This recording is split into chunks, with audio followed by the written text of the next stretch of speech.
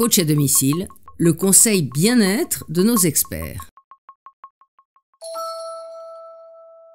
Les règles que votre employeur doit respecter en cas de forte chaleur, par Jennifer Schetl, responsable du pôle information juridique à l'INRS. Il n'existe pas de définition réglementaire du travail à la chaleur et le Code de travail ne donne aucune température maximale au-delà de laquelle il est interdit de travailler ou au-delà de laquelle des mesures spécifiques doivent être mises en place. L'employeur a une obligation générale de sécurité qui lui impose d'évaluer les risques, notamment les ambiances thermiques et les fortes chaleurs.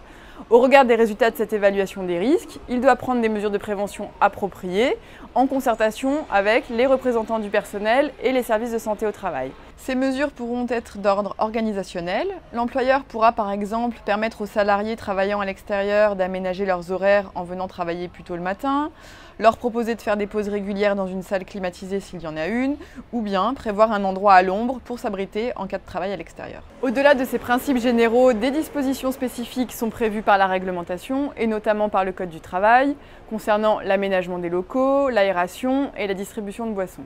En effet, l'employeur, à titre d'exemple, est notamment tenu de renouveler l'air des locaux pour éviter les élévations extrêmes de température.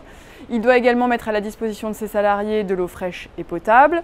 Pour les salariés travaillant dans le BTP, 3 litres d'eau à minima doivent être mis à leur disposition.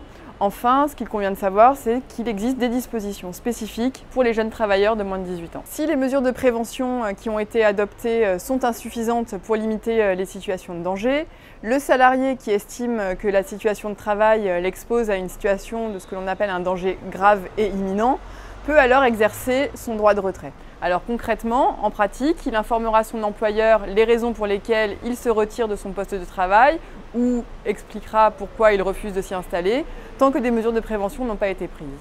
En parallèle à ce droit de retrait et à l'information de l'employeur, il est tout de même recommandé d'informer les représentants du personnel et le service de santé au travail pour que des mesures de prévention soient bien prises pour la suite. À bientôt sur le HuffPost.